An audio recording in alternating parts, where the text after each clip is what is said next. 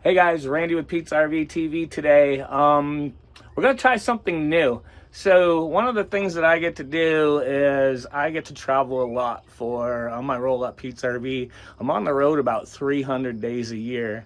And when you're on the road that much, you got to do some things to maintain some sanity. And one of the things I do that is I actually I eat. I try to find really cool places to eat, and I search out the mom and pops and all the little nooks and crannies to all the fun towns I get to go to.